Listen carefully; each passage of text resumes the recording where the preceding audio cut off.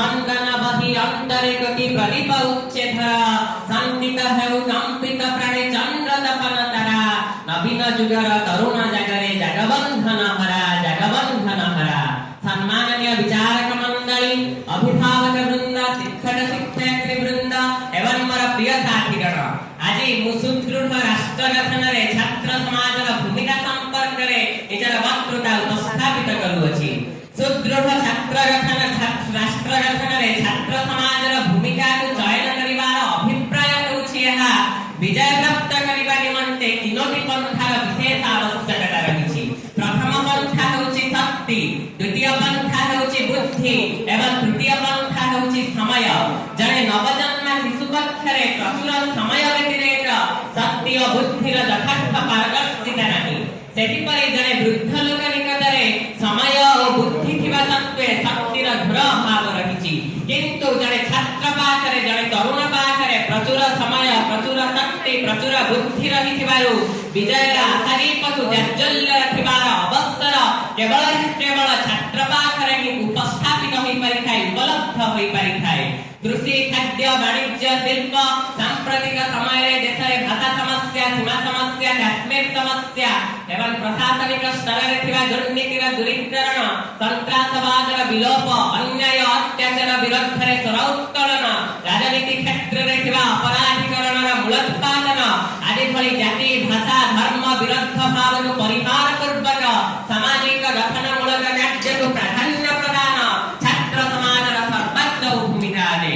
एही छात्र राष्ट्र गठनर कार्य पूर्वरु संपादित होई सारिथिले मध्य एक सुदृढ़ राष्ट्र गठनरे आवश्यक थिबा विचारात्मक एवं भावनात्मक दिगकु समन्वित करिबा परिपुष्ट करिबा एकमात्र छात्र पक्षरे ही संभव।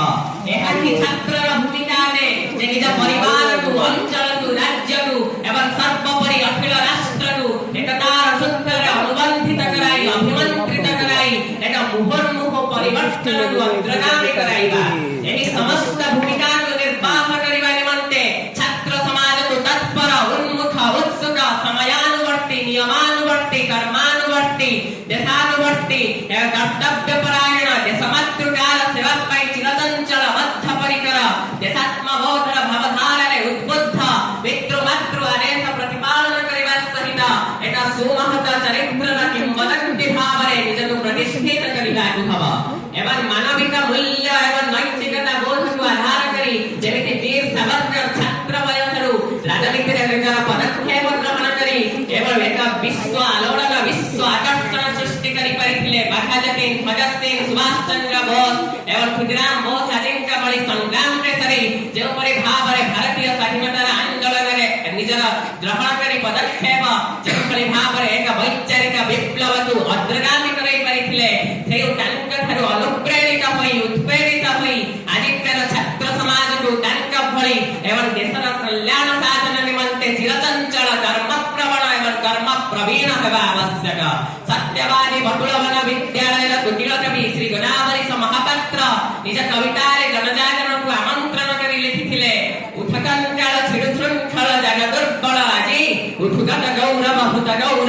गौरव राजी दुर्गमगिरी दुर्ग प्राचीर चिन्ह दुआरे बसी डाके तांत्रिक मंत्र साधने जाग्रत पुरवासी पृथ्वी विदारी बारबाती मड़ा उठ चंचल थरथर सत थरधर शिर कर उन्नत तर उठकंकाल छिड़ शृंखल जग दुर्बल आजी उठुगत गौरव मृत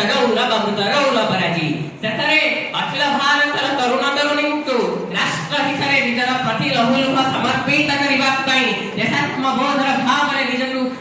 नियोजित करिबा पई एवं समस्त छात्र भूमिका को ग्रहण करिबा पई तांकु प्रोत्साहन देबाकु जाई रवि सिंह कवितारे मु निज वक्तृता को समाप्त करूअछि। अर्थात जेउ मुकुतता धांकी रखिछि अत्याचारी र मथा के छजुआन खसार ताहाकु नरदान बरा हातकु देइछि जे क्षमतार सुनाबाडी पात छटा जेउ मुकुतता धांकी रखिछि अत्याचारी र मथा जेउ मुकुतता धांकी रखिछि अत्याचारी र मथा। धन्यवाद। जय हिंद। भारत माता की जय।